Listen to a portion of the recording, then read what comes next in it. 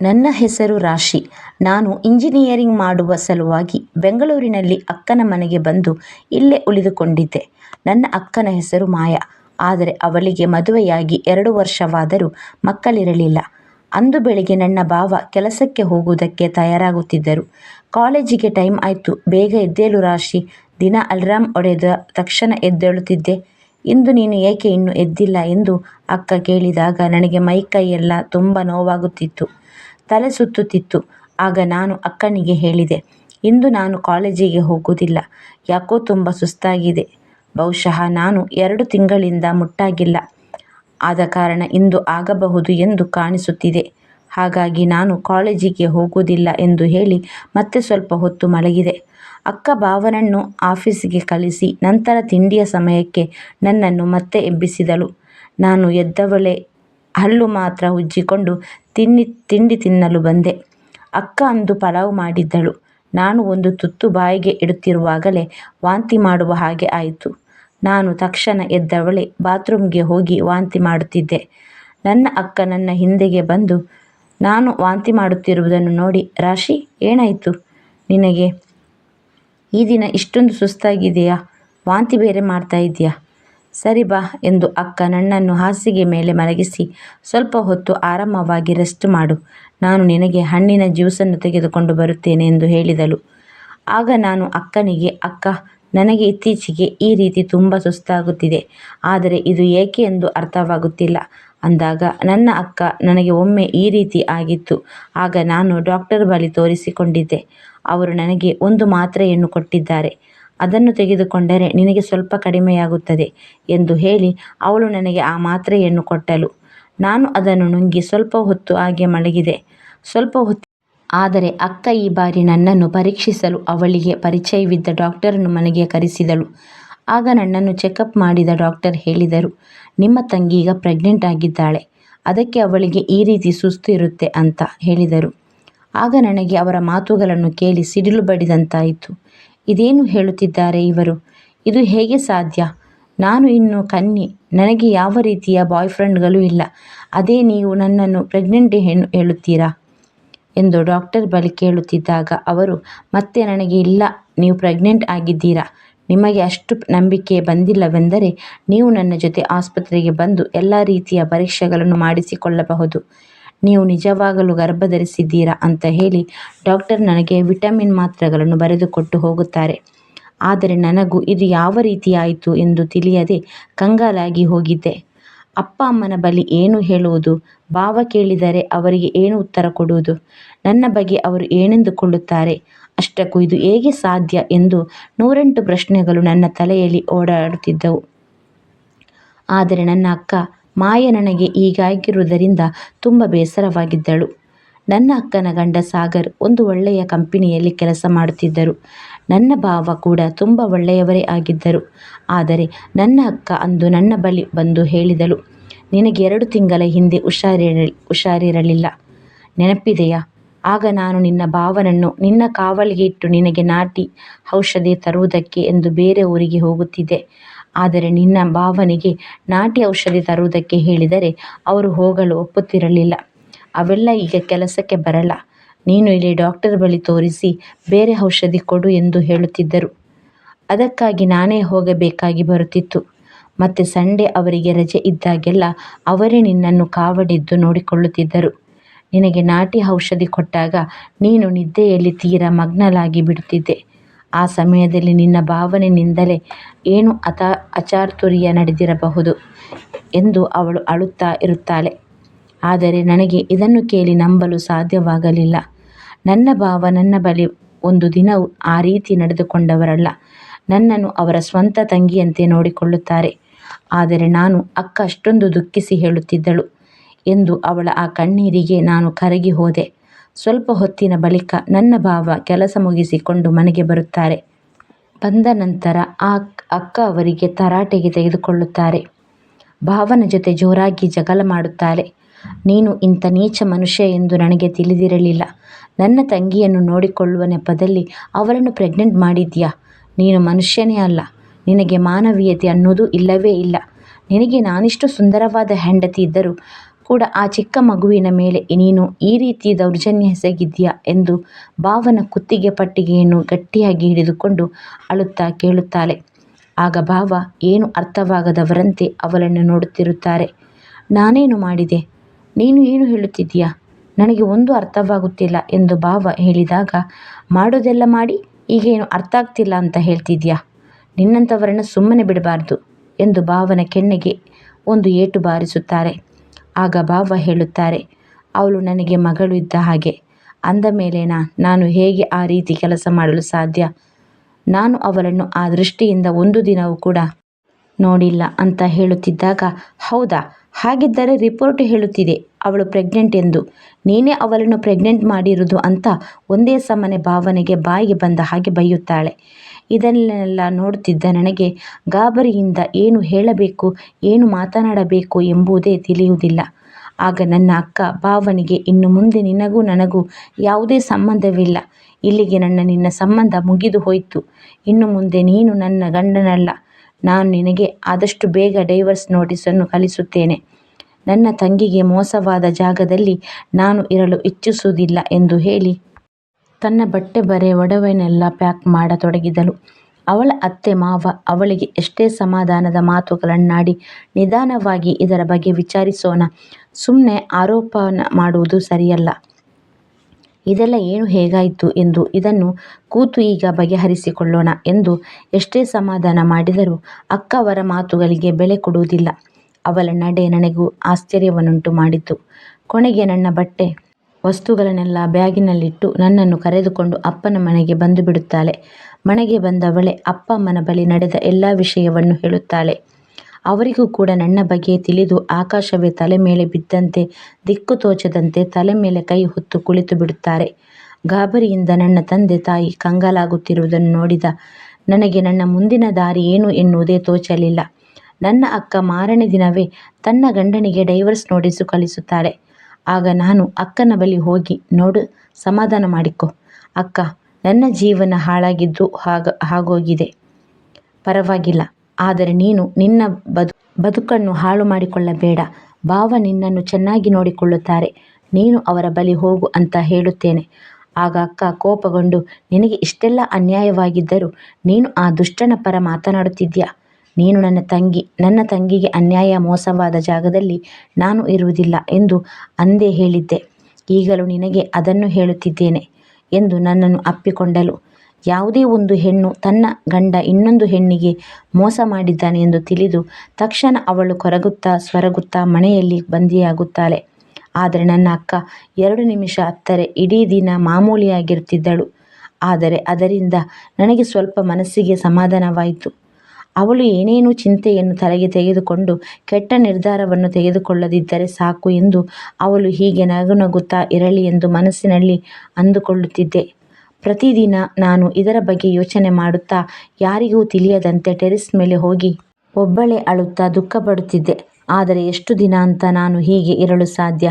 ನಾನು ನನ್ನ ವಿದ್ಯಾಭ್ಯಾಸವನ್ನು ಮುಂದುವರಿಸಬೇಕು ಎಂದು ಕಾಲೇಜಿಗೆ ಹೋಗಲು ರೆಡಿಯಾಗಿರುತ್ತೇನೆ. ಆಗ ನನ್ನ ಅಕ್ಕನ ಗೆಳತಿ ರಮ್ಯಾ ಮನೆಗೆ ಬರುತ್ತಾಳೆ. ಅಕ್ಕ ಆ ಸಮಯದಲ್ಲಿ ಲಾಯರ್ ಬಳಿ ಮಾತನಾಡುವುದಕ್ಕೆ ಹೋಗಿರುತ್ತಾಳೆ. ನನ್ನ ತಂದೆ ತಾಯಿ ಮನೆಯಲ್ಲಿ ಇರುವುದಿಲ್ಲ. ಆಗ ರಮ್ಯಾ ಅಕ್ಕ ನನ್ನ ಬಳಿ ಹೇಳಿದಳು, ನಿನ್ನ ಅಕ್ಕನಿಗೆ ಎಷ್ಟು ಬುದ್ಧಿ ಹೇಳಿದರೂ ಸರಿ ಹೋಗುವುದಿಲ್ಲ.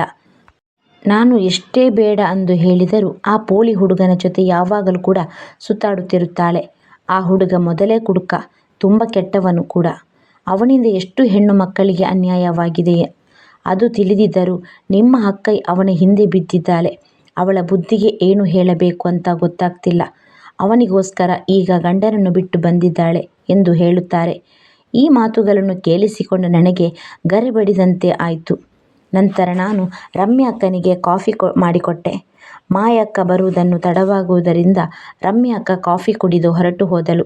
ನಾನು ಅಂದು ಕಾಲೇಜಿನ ಬಳಿ ಹೋಗಬೇಕೆಂದು ಹೊರಟು ನಿಂತಿದ್ದೆ. ಆದರೆ ಅದನ್ನು ಕ್ಯಾನ್ಸಲ್ ಮಾಡಿ ಮನೆಯಲ್ಲಿ ಉಳಿದುಕೊಂಡೆ. ಈಗ ನನಗೆ ಅರ್ಥವಾಗತೊಡಗಿತು. ನನ್ನ ಅಕ್ಕ ಭಾವನನ್ನು ವಿಚಾರಿಸದೆ ಏಕಾಏಕಿ ಅವರ ಮೇಲೆ ಡೈವರ್ಸ್ ಕೇಸನ್ನು ಹಾಕಲು ನಿರ್ಧಾರ ತೆಗೆದುಕೊಂಡಿದ್ದು ಮತ್ತೆ ಯಾವುದೇ ಚಿಂತೆಯಿಲ್ಲದೆ ಅವಳು ಆರಾಮವಾಗಿ ದಿನ ಕಳೆಯುತ್ತಿರುವುದನ್ನು ಮತ್ತು ಡೈವರ್ಸ್ ಬೇಗ ಬೇಕು ಎಂದು ದಿನ ಕನವರಿಸುತ್ತಿರುವುದನ್ನು ಎಲ್ಲ ಈಗ ಒಂದೊಂದಾಗಿ ತಿಳಿಯತೊಡಗಿತು. ನಾನು ಮುಟ್ಟಾಗಿ ಈಗಾಗಲೇ 3 ತಿಂಗಳು ಆಗುತ್ತಾ ಬಂದಿತ್ತು. ಅಕ್ಕ ನನ್ನ ರಿಪೋರ್ಟ್ಗಳನ್ನೆಲ್ಲ ಗಂಡನ ಮನೆಯಲ್ಲೇ ಬಿಟ್ಟು ಬಂದಿದ್ದಳು. ಹಾಗಾಗಿ ನಾನು ಪ್ರೆಗ್ನೆನ್ಸಿ ಪರೀಕ್ಷೆಯನ್ನು ಮಾಡಿಸಲು ಆಸ್ಪತ್ರೆಗೆ ಹೋದೆ. ಅಲ್ಲಿ ನನಗೆ ಎಲ್ಲ ರೀತಿಯ ಪರೀಕ್ಷೆಗಳನ್ನು ಮಾಡಿಸಿದೆ. ಸ್ವಲ್ಪ ಸಮಯದ ನಂತರ ರಿಪೋರ್ಟುಗಳು ಬಂದಾಗ ಅದನ್ನು ನೋಡಿ ಡಾಕ್ಟರ್ ಹೇಳಿದರು, ನೀವು ಪ್ರೆಗ್ನೆಂಟೇ ಅಲ್ಲ. ನಿಮಗೆ ಯಾರು ಹೇಳಿದ್ದು ನೀವು ಪ್ರೆಗ್ನೆಂಟ್ ಎಂದು? ನೀವು ಏಕೆ ಈ ಪರೀಕ್ಷೆಗಳನ್ನು ಮಾಡಿಸುತ್ತಿದ್ದೀರಾ ಎಂದು ಕೇಳಿದರು. ಆಗ ನಾನು ಡಾಕ್ಟರಿಗೆ ನನ್ನ 3 ತಿಂಗಳಿಂದ ಮುಟ್ಟಾಗಿರಲಿಲ್ಲ. ಹಾಗಾಗಿ ನಾನು ಪ್ರೆಗ್ನೆಂಟ್ ಇರಬಹುದು ಎಂದು ಚೆಕಪ್ ಮಾಡಿಸಿದೆ ಎಂದು ಹೇಳಿದೆ. ನಂತರ ಡಾಕ್ಟರ್ ನನಗೆ ಪ್ರತಿ ತಿಂಗಳು ಕರೆಕ್ಟಾಗಿ ಮುಟ್ಟಾಗುವಂಥ ಔಷಧಿಯನ್ನು ಬರೆದುಕೊಟ್ಟರು. ನಾನು ಅದನ್ನು ತೆಗೆದುಕೊಂಡು ಸೀದಾ ಮನೆಗೆ ಬಂದೆ. ನನ್ನ ಅಕ್ಕ ಅವಳ ಮೋಸದ ಬಲೆಯಲ್ಲಿ ನನ್ನನ್ನು ಸಿಲುಕಿ ಹಾಕಿದ್ದಾಳೆ ಎಂದು ನನ್ನ ಮನಸ್ಸಿನಲ್ಲಿ ಕೋಪ ಕುದಿಯುತ್ತಿತ್ತು. ಆ ಸಮಯದಲ್ಲಿ ನನ್ನ ಭಾವ ಸಾಗರ್ ಫೋನ್ ಮಾಡಿದರು. ಅವರು ನನ್ನ ಬಳಿ ವಿನಯವಾಗಿ, ನಾನು ನಿನ್ನನ್ನು ಸ್ವಂತ ಮಗಳಿನ ಹಾಗೆ ನೋಡುತ್ತಿದ್ದೇನೆ. ನಾನು ಎಂದಿಗೂ ಕೂಡ ನಿನಗೆ ಆ ರೀತಿಯ ಅನ್ಯಾಯವನ್ನು ಮಾಡಿಲ್ಲ. ನಿನ್ನ ಅಕ್ಕನನ್ನು ನಾನು ತುಂಬ ಪ್ರೀತಿಸುತ್ತೇನೆ. ಅವಳ ಜೊತೆ ಸಂಸಾರ ಮಾಡಲು ನಾನು ತುಂಬ ಇಷ್ಟಪಡುತ್ತೇನೆ. ಆದರೆ ಅವಳೇಕೆ ಯಾವುದನ್ನು ವಿಚಾರಿಸದೆ ಏಕಾಏಕಿ ನನಗೆ ಡೈವರ್ಸ್ ಬೇಕು ಅಂತ ಈ ರೀತಿ ನನ್ನ ಪ್ರಾಣವನ್ನು ತಿನ್ನುತ್ತಿದ್ದಾಳೆ. ನನಗೆ ಅರ್ಥವಾಗುತ್ತಿಲ್ಲ. ಈಗ ಅವಳು ನನಗೆ ಡೈವರ್ಸ್ ನೋಟಿಸ್ ಕಳಿಸಿದ್ದಾಳೆ. ನೀನು ಅವಳಿಗೆ ಸ್ವಲ್ಪ ಬುದ್ಧಿ ಹೇಳು. ಒಂದು ವೇಳೆ ಕೋರ್ಟಿನಲ್ಲಿ ಸಾಕ್ಷಿಗಾಗಿ ನಿನ್ನನ್ನು ಕರೆಸಿದರೆ ನೀನು ದಯವಿಟ್ಟು ನನ್ನ ಪರವಾಗಿ ಮಾತನಾಡು. ನನ್ನ ವಿರುದ್ಧವಾಗಿ ಕೋರ್ಟಿನಲ್ಲಿ ಏನನ್ನೂ ಹೇಳಬೇಡ. ಏಕೆಂದರೆ ನನ್ನ ಹೆಂಡತಿಯ ಜೊತೆಗೆ ನನಗೆ ಡೈವರ್ಸ್ ಪಡೆದುಕೊಳ್ಳಲು ಇಷ್ಟವಿಲ್ಲ. ನಾನು ನಿನ್ನ ಅಕ್ಕನನ್ನು ತುಂಬ ಅತಿಯಾಗಿ ಪ್ರೀತಿಸುತ್ತಿದ್ದೇನೆ. ನಾನು ಏಕೆ ಹೀಗೆ ಹೇಳುತ್ತಿದ್ದೇನೆ ಎಂದರೆ, ನಾನು ನಿನಗೆ ಯಾವುದೇ ರೀತಿಯ ಅನ್ಯಾಯ ಮಾಡಿಲ್ಲ. ನನ್ನ ತಂದೆ ತಾಯಿಯ ಮೇಲಾಣೆಗೂ ನಾನು ಎಂದೂ ಕೂಡ ಕನಸು ಮನಸ್ಸಿನಲ್ಲಿಯೂ ಕೂಡ ಆ ರೀತಿ ಯೋಚಿಸಿದವನಲ್ಲ. ನಾನು ನಿನ್ನನ್ನು ನನ್ನ ಮಗಳು ಅಂತ ಇದನ್ನೆಲ್ಲ ಹೇಳುತ್ತಿದ್ದೇನೆ ಎಂದು ವಿಧೇಯವಾಗಿ ಪರಿಯಾಗಿ ನನ್ನ ಭಾವ ನನ್ನ ಬಳಿ ಬೇಡಿಕೊಳ್ಳುತ್ತಾರೆ. ಆಗ ನನಗೆ ಅವರ ಕಷ್ಟ ಅರ್ಥವಾಯಿತು. ಆದರೆ ನಾನು ಪ್ರೆಗ್ನೆಂಟ್ ಅಲ್ಲ ಎನ್ನುವ ಸತ್ಯವನ್ನು ಭಾವನಿಗೆ ನಾನು ಹೇಳಲಿಲ್ಲ. ನಂತರ ನಾನು ನನ್ನ ಅಕ್ಕನ ಗೆಳತಿ ರಮ್ಯಾ ಹೇಳಿದ ಮಾತುಗಳನ್ನು ಆಲೋಚನೆ ಮಾಡುತ್ತಾ ಕುಳಿತಿದ್ದೆ. ಕೊನೆಗೆ ನನ್ನ ಸುಳ್ಳು ಪ್ರೆಗ್ನೆನ್ಸಿ, ಅದರ ಜೊತೆಗೆ ಅಕ್ಕ ನನಗೆ ಕೊಡುತ್ತಿರುವ ಸಣ್ಣ ಮಾತ್ರೆಗಳು, ಬಹುಶಃ ಆ ಮಾತ್ರೆ ನನ್ನ ಪೀರಿಯಡ್ಸನ್ನು ಮುಂದೂಡಲಿರಬೇಕು. ನಾನು ಪ್ರೆಗ್ನೆಂಟ್ ಅನ್ನು ಅರ್ಥೈಸಿಕೊಳ್ಳಲು ಈ ರೀತಿ ನನ್ನ ಬಳಿ ಅವಳು ಮಾಡುತ್ತಿದ್ದಳೇನೋ ಅನ್ನುವ ಯೋಚನೆಗಳು ನನ್ನ ಮನಸ್ಸಿನಲ್ಲಿ ಬರುತ್ತವೆ. ಆದರೆ ನನ್ನ ಅಕ್ಕನ ಹತ್ತಿರ ಇದನ್ನು ಎಂದಿಗೂ ಡಿಸ್ಕಸ್ ಮಾಡುವುದಿಲ್ಲ. ಆ ದಿನ ರಾತ್ರಿ ಆಗಿತ್ತು. ಆಗಲೇ ಎಲ್ಲರೂ ಮಲಗಿದ್ದರು. ನನಗೆ ಈ ಯೋಚನೆಗಳ ಮಧ್ಯೆ ನಿದ್ದೆ ಬಂದಿರಲಿಲ್ಲ. ಸುಮಾರು 11:30 ಸಮಯವಾಗಿತ್ತು. ಟೆರೆಸ್ ಮೇಲೆ ಏನೋ ಶಬ್ದ ಕೇಳಿಸುತ್ತಿತ್ತು. ಅದನ್ನು ಕೇಳಿದ ನಾನು ಮೇಲೆ ಹೋಗಿ ನೋಡಿದಾಗ ಒಂದು ಭಯಾನಕವಾದ ದೃಶ್ಯ ನನ್ನ ಕಣ್ಣಿಗೆ ಬಿತ್ತು. ಅಕ್ಕ ಪೋಲಿ ಹುಡುಗನ ಜೊತೆ ಮೇಲೆ ಬಾಲ್ಕನಿಯಲ್ಲಿ ಅವನನ್ನು ತಬ್ಬಿಕೊಂಡು ನಿಂತಿರುತ್ತಾಳೆ. ಜೊತೆಗೆ ಅವನಿಗೆ ಮುತ್ತುಗಳ ಸುರಿಮಳೆಯನ್ನು ಸುರಿಸುತ್ತಿರುತ್ತಾಳೆ. ಇದನ್ನು ನೋಡಿದ ನನಗೆ ಎದೆ ಜೋರಾಗಿ ಬಡಿದುಕೊಳ್ಳಲು ಶುರು ಮಾಡಿತು. ಅಕ್ಕ ಹುಡುಗನ ಬಳಿ ಹೇಳುತ್ತಿದ್ದಳು, ರಾಶಿಯನ್ನು ನನ್ನ ಮೋಸದ ಬಲೆಯಲ್ಲಿ ಕೆಳವಿದ್ದೇನೆ. ಅವಳು ಈಗ ಪ್ರೆಗ್ನೆಂಟ್ ಎಂದು ನಂಬಿಸಿದ್ದೇನೆ. ಈಗ ನನ್ನ ಮನೆಯವರೆಲ್ಲ ನನ್ನ ಗಂಡನ ವಿರುದ್ಧವಾಗಿದ್ದಾರೆ. ಇನ್ನೆರಡು ದಿನದಲ್ಲಿ ನನಗೂ ನನ್ನ ಗಂಡನಿಗೂ ಡೈವರ್ಸ್ ಸಿಗುತ್ತದೆ. ಅನಂತರ ನಾವಿಬ್ಬರು ಮದುವೆಯಾಗಿ ಒಂದು ಸುಂದರ ಬದುಕನ್ನು ಕಟ್ಟಿಕೊಳ್ಳೋಣ ಅಂತ ಅವನಿಗೆ ಹೇಳುತ್ತಾಳೆ. ಇದನ್ನೆಲ್ಲ ಕೇಳಿ ನನಗೆ ದೇವರಂಥ ಭಾವನಿಗೆ ಅಕ್ಕ ಅನ್ಯಾಯ ಮಾಡುತ್ತಿದ್ದಾಳೆ ಎಂದು ತಿಳಿದು ನಾನು ನನ್ನ ಅಪ್ಪ ಅಮ್ಮ ಮತ್ತು ಅಣ್ಣನನ್ನು ಕರೆದುಕೊಂಡು ಬಂದು ಎಲ್ಲರಿಗೂ ಅಕ್ಕನ ನಿಜರೂಪವನ್ನು ತೋರಿಸಿದೆ. ಆಗ ನನ್ನ ಅಣ್ಣ ಅಕ್ಕನಿಂದ ಹುಡುಗನನ್ನು ದೂರ ತಳ್ಳಿ ಅವನಿಗೆ ಚೆನ್ನಾಗಿ ಹೊಡೆಯಲು ಶುರು ಮಾಡುತ್ತಾನೆ. ಆಗ ನನ್ನ ಅಕ್ಕ ಅಣ್ಣನ ಕೈಯನ್ನು ಹಿಡಿದು ಎಳೆದು ತಡೆದು ನಿಲ್ಲಿಸುತ್ತಾಳೆ. ನಾನು ಈ ಹುಡುಗನನ್ನು ತುಂಬ ಪ್ರೀತಿಸುತ್ತಿರುವೆ. ನಾನು ಇವನನ್ನು ಮದುವೆಯಾಗಬೇಕೆಂದುಕೊಂಡಿದ್ದೇನೆ. ನಾಳೆ ನನಗೆ ಹೇಗಾದರೂ ನನ್ನ ಗಂಡನಿಂದ ಡೈವರ್ಸ್ ಸಿಗುತ್ತದೆ. ನೀವು ಅದಕ್ಕೆ ನನ್ನ ಪರವಾಗಿ ಸಾಕ್ಷಿಯ ಉಪಕಾರ ಮಾಡಿಕೊಡಿ ಅಂತ ಕೇಳಿಕೊಳ್ಳುತ್ತಾಳೆ. ಆಗ ನನ್ನ ಅಣ್ಣ ಅವಳ ಕೆನ್ನೆಗೆ ಬಾರಿಸುತ್ತಾನೆ. ಅಯ್ಯೋ ನೀತಿಗೆಟ್ಟವಳೆ, ನಮ್ಮ ಮಾನ ಮರ್ಯಾದೆ ಹಾಗೂ ನಿನ್ನ ಗಂಡನ ಮನೆಯವರ ಮಾನ ಮರ್ಯಾದೆಯನ್ನು ಹರಾಜಿಗೆ ಇಟ್ಟಿದ್ಯಾ? ದೇವರಂಥ ಗಂಡನನ್ನು ಬಿಟ್ಟು ಬೀದಿಯಲ್ಲಿ ಕುಡಿದು ಹುಡುಗಿಯರನ್ನು ರೇಗಿಸುತ್ತಾ ಪೋಲಿಯಂತೆ ಅಳೆಯುವವನ ಹಿಂದೆ ಬಿದ್ದಿರುವೆ. ನಿಜವಾಗಿಯೂ ಒಂದು ಮಾತನ್ನು ಹೇಳುತ್ತೇನೆ ಕೇಳು. ನಿನಗೆ ಎಂದಿಗೂ ಒಳ್ಳೆಯದಾಗುವುದಿಲ್ಲ. ಒಂದು ವೇಳೆ ನಿನಗೆ ಈ ಹುಡುಗನೇ ಬೇಕಾದರೆ ನಾವೆಲ್ಲ ನಿನ್ನ ಪಾಲಿಗೆ ಸತ್ತ ಹಾಗೆ. ನಮ್ಮನ್ನೆಲ್ಲ ನೀನು ಬಿಟ್ಟು ಬಿಡಬೇಕು. ನೀನು ಅವನ ಜೊತೆ ಹೋಗಿದ ಕ್ಷಣವೇ ನಿನಗೆ ನಮ್ಮ ಮನೆಯ ಬಾಗಿಲು ಶಾಶ್ವತವಾಗಿ ಮುಚ್ಚುತ್ತದೆ ಎಂದು ನನ್ನ ಅಣ್ಣ ಮತ್ತು ನನ್ನ ಅಪ್ಪ ಅಮ್ಮ ಎಲ್ಲರೂ ಒಂದೇ ಸಮನೆ ಅವಳಿಗೆ ಶಾಪ ಹಾಕಲು ನಿಂತರು. ಇದನ್ನು ಕೇಳಿದ ನನ್ನ ಅಕ್ಕ ಅವರ ಮಾತಿಗೆ ಬೆಲೆ ಕೊಡದೆ ಆ ಪೋಲಿ ಹುಡುಗನನ್ನೇ ಆಯ್ಕೆ ಮಾಡಿಕೊಳ್ಳುತ್ತಾಳೆ. ಮಾರನೇ ದಿನ ಕೋರ್ಟ್ನಲ್ಲಿ ಡೈವರ್ಸ್ ವಿಷಯವಾಗಿ ನಾನು ನನ್ನ ಮನಸ್ಸನ್ನು ಗಟ್ಟಿ ಮಾಡಿಕೊಂಡು ಭಾವನ ವಿರುದ್ಧವಾಗಿ ಸಾಕ್ಷಿ ಹೇಳುತ್ತೇನೆ. ಇದರ ಪರಿಣಾಮವಾಗಿ ಅಕ್ಕ ಮತ್ತು ಭಾವ ಇಬ್ಬರು ಡೈವರ್ಸ್ ಸಿಗುತ್ತದೆ. ನಂತರ ನಾನು ಓಡಿ ಹೋಗಿ ಭಾವನ ಕಾಲನ್ನು ಹಿಡಿದುಕೊಂಡು ನನ್ನನ್ನು ಕ್ಷಮಿಸಿ ಭಾವ ಎಂದು ಕ್ಷಮೆ ಕೇಳುತ್ತೇನೆ. ಅಕ್ಕ ತುಂಬ ಕೆಟ್ಟವಳು. ಅವಳಿಗೆ ನಿಮ್ಮಂಥವರ ಜೊತೆ ಸಂಸಾರ ಮಾಡುವ ಯೋಗ್ಯತೆ ಇಲ್ಲ. ದಯವಿಟ್ಟು ಅವಳನ್ನು ಮರೆತು ನಿಮ್ಮ ಹೊಸ ಜೀವನವನ್ನು ಪ್ರಾರಂಭಿಸಿ. ನಿಮ್ಮಂಥ ಒಳ್ಳೆಯವರಿಗೆ ಅಂಥ ಕೆಟ್ಟ ಹೆಣ್ಣು ಸರಿ ಹೋಗುವುದಿಲ್ಲ ಎಂದು ಹೇಳಿದಾಗ ನನ್ನ ಭಾವನೆಗೂ ಅಷ್ಟರಲ್ಲಿ ಎಲ್ಲ ತಿಳಿದಿರುತ್ತದೆ. ಅವರು ಕೂಡ ಕಣ್ಣೀರು ಸುರಿಸುತ್ತಾ ತಮ್ಮ ಮನೆಗೆ ಹೊರಡುತ್ತಾರೆ. ಆದರೆ ಅವರಿಗೆ ಈ ವಿಷಯವಾಗಿ ಇನ್ನೂ ಅರಗಿಸಿಕೊಳ್ಳಲು ಸಾಧ್ಯವಾಗಿರಲಿಲ್ಲ. ನನ್ನ ಹೆಂಡತಿ ನನ್ನ ಹಿಂದೆ ಈ ರೀತಿ ಆಟವಾಡುತ್ತಾಳೆ ಎಂದು ನಾನು ಕನಸು ಮನಸ್ಸಿನಲ್ಲಿಯೂ ಎಣಿಸಿರಲಿಲ್ಲ. ಅವಳು ನನಗೆ ದೊಡ್ಡ ಅನ್ಯಾಯ ಮಾಡಿದ್ದಾಳೆ, ನನ್ನ ನಿರ್ಮಲವಾದ ಪ್ರೀತಿಗೆ ಮೋಸ ಮಾಡಿದ್ದಾಳೆ ಎಂದು ಬಹಳ ದುಃಖದಿಂದ ಅಳುತ್ತಾ ಮನೆಗೆ ಹೋದರು. ಆದರೆ ನನ್ನ ಅಕ್ಕ ಅದೇ ದಿನ ಒಂದು ದೇವಸ್ಥಾನದಲ್ಲಿ ಆ ಪೊರಕೆ ಹುಡುಗನನ್ನು ಮದುವೆಯಾದಳು. ಕೆಲ ತಿಂಗಳುಗಳ ನಂತರ ನನಗೂ ಕೂಡ ಮನೆಯಲ್ಲಿ ಮದುವೆ ಮಾಡುತ್ತಾರೆ. ನಾನು ಮದುವೆಯಾಗಿರುವ ಹುಡುಗ ನೋಡಲು ತುಂಬ ಸುಂದರವಾಗಿದ್ದಾನೆ. ಒಳ್ಳೆಯ ಗುಣ ಇರುವ ಹುಡುಗನ ಜೊತೆ ಮದುವೆ ಮಾಡಿಕೊಟ್ಟರು. ಒಂದು ದಿನ ನಾನು ಮತ್ತೆ ನನ್ನ ಗಂಡ ಒಮ್ಮೆ ಒಂದು ಹೋಟೆಲ್ಗೆ ಊಟಕ್ಕೆ ಎಂದು ಹೋದಾಗ ಆ ಹೋಟೆಲ್ನ ಮ್ಯಾನೇಜರ್ ಟೇಬಲನ್ನು ಕ್ಲೀನ್ ಮಾಡುವ ಕೆಲಸದಾಳಿಗೆ ತುಂಬ ಬೈಯುತ್ತಿರುತ್ತಾರೆ. ಆದರೆ ಆ ಹೆಂಗಸು ಏನು ಮಾತನಾಡದೆ ಸೆರಗಿನಿಂದ ತನ್ನ ಮುಖವನ್ನು ಮುಚ್ಚಿಕೊಂಡು ಪಾತ್ರೆ ತೊಳೆಯಲು ಹೋಗುತ್ತಾಳೆ.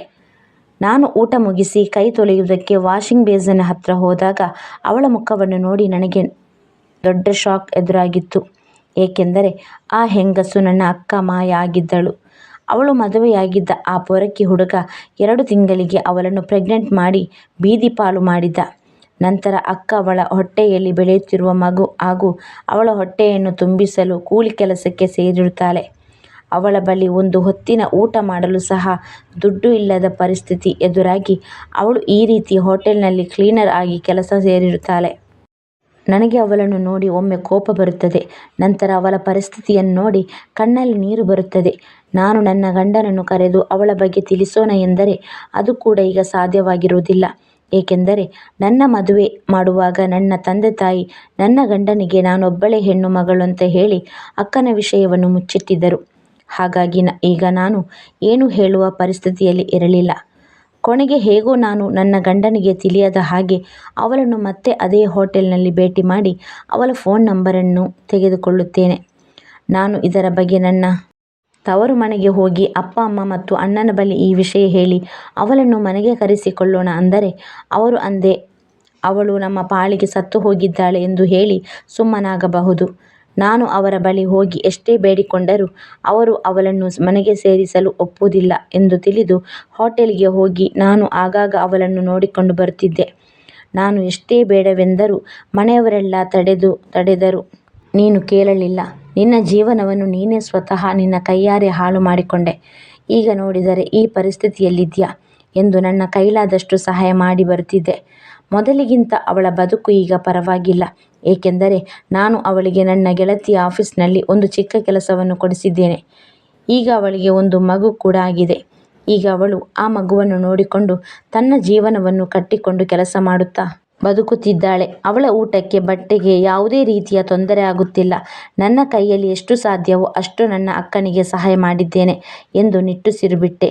ಸ್ನೇಹಿತರೆ, ಈ ಕತೆ ನಿಮಗೆ ಇಷ್ಟ ಆಗಿದ್ದಲ್ಲಿ ಮನಸ್ಸಿನ ಮೌನ ಅಫಿಷಿಯಲ್ ಚಾನಲನ್ನು ಸಬ್ಸ್ಕ್ರೈಬ್ ಮಾಡಿ, ಲೈಕ್ ಮಾಡಿ, ಶೇರ್ ಮಾಡಿ, ಕಮೆಂಟ್ ಮಾಡಿ. ಕತೆ ಕೇಳಿದ್ದಕ್ಕಾಗಿ ಧನ್ಯವಾದಗಳು.